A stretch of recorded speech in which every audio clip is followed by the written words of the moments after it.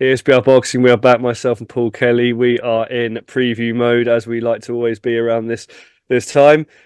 Coming to a fight now, which I suppose is quite interesting. There's been a bit of rain cause with this big name we've got talking about here, but one of Paul's, I suppose, favourites in the welterweight division. I suppose it might be a bit of an extreme way of marketing it, but we are of course talking about Conor Benn, who will be fighting on the 3rd of February in Las Vegas against the American Peter Dobson. Now, Paul, look, we don't. I know, obviously we've said before. Conor Benn's obviously, a checkered recent few years, I suppose. We've commented about it at length. What should happen? Who he should potentially fight? It's been named, listed up and paired with a load of people. Eubank Jr., obviously, Kell Brook, Amir Khan. Fights Peter Dobson here, who I'm not going to prepare to fully admit I'm not a complete specialist in, but we're not going to ask you straight away about Dobson. I'm going to ask you about Conor Benn, Paul. Hit you with a tough question to start off with. And the question I'm going to ask you actually is that the comeback seems to be on. He obviously got a fight. He's obviously been sanctioned in various places as well. Do you think this fight, obviously in the US, champions in the division in the US as well, Terence Crawford, do you think that Conor Benn, it's possible we'll be able to win a world title in 2024, yes or no? Oh, thanks First off, for. let me not even win a world title. Let me first ask you whether he'll fight for a world title in 2024, and if so, whether he'll win it. I don't think he will, mate. If I'm being perfectly honest, just because there's a few factors here. When I look at the welterweight division, which is what I'm assuming, he's fighting here at welterweight, and although he's maybe quite a big welterweight and filled out and has fought at light middle as well before, I think that at welterweight, is he going to win a world title? Is he going to fight for a world title in what we're in the next 11 months? I don't, I don't really think so. And the main reasons for that are, as you said, if you look at the champions, you've got Crawford as all the belts. I don't know what's happening there now. Will he have a rematch with Spence? Doubtful. If not, what's he doing? Is he moving up to fight someone else? Is he throwing all the belts? The only way I do see Ben maybe fighting for a world title is if Terence Crawford throws all the belts and they become fragmented. The only other thing is as well, like you look at the other contenders and top of this division, you've got like the likes of Jaron Ennis, Boots Ennis. You know, I'd rank him a good bit higher than Conor Benn at this present moment. I think he'll maybe fight for a world title and perhaps win one in 2024. Again, if the belts become free and available to fight for. So in short, mate, I don't really see him fighting for a world title in 2024. The other reason for that is I think Ben's maybe more interested in those massive name fights, the likes of a Eubank fight, the likes of a Kell Brook fight, which for me obviously wouldn't have world titles on the line.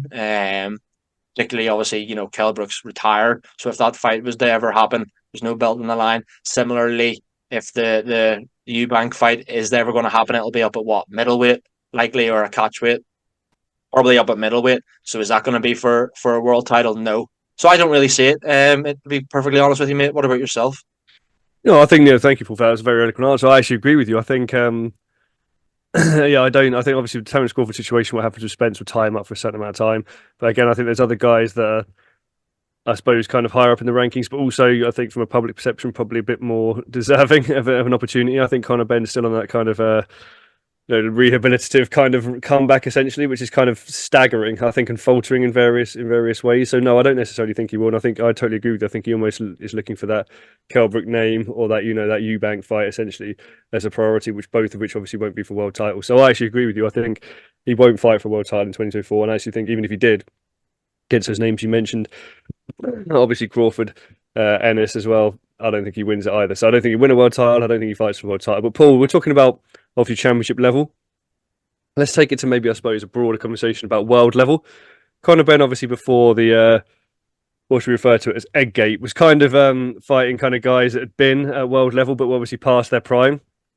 I'm talking about people like Chris Algieri, primarily, but obviously had wins over, Formella, Vargas, Van Heerden as well, I suppose. But then you're talking about maybe the asterisks next to those performances in comparison to some of the earlier performances where he didn't necessarily have that power. Obviously, everyone talks about Cedric Peno, don't they, in relation to that and the fights he had there.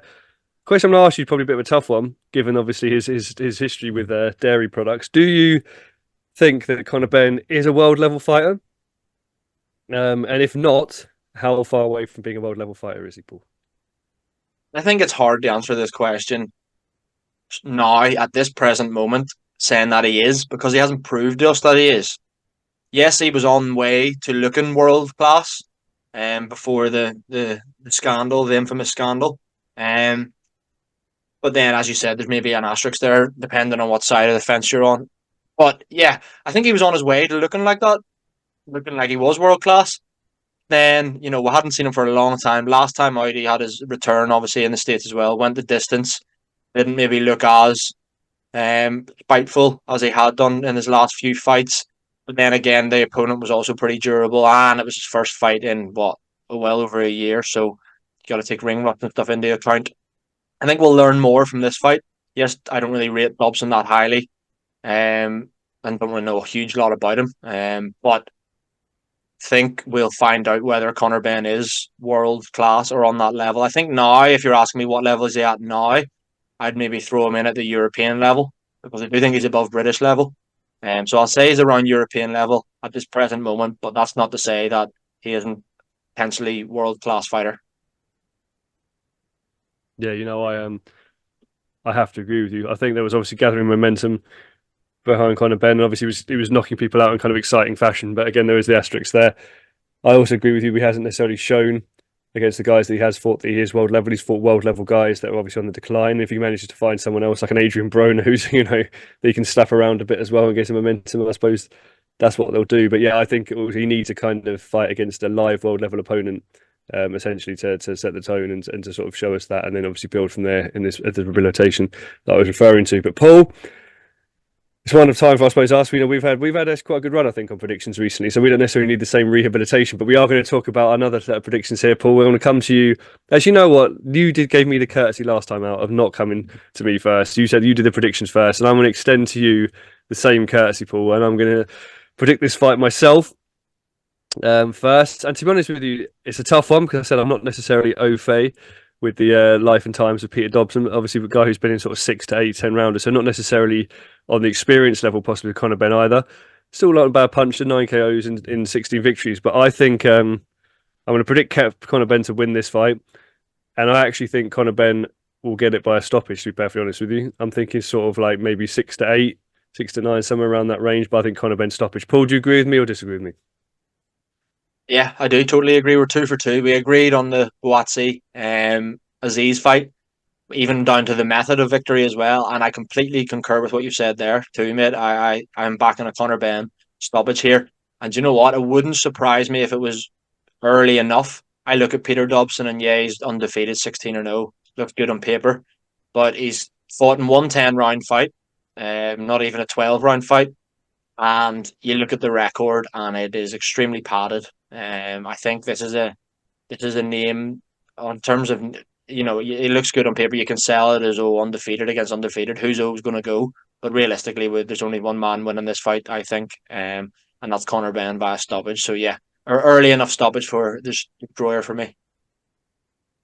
Thank you very much, Paul. We are recurred again, as we have said. But I think, look, guys, let us know in the comments whether you agree or disagree with us, whether you think Connor Benn is back, whether you think it'll be a KO victory or not, or the method, or how you think he'll fare and who he should fight next. Paul, as always, great joy speaking with you and breaking this fight down and offering some sort of answers to very challenging questions. Thank you for your eloquence and availability and approachability there. Guys, as always, thank you very much for watching, and stay tuned for more previews from the channel coming shortly.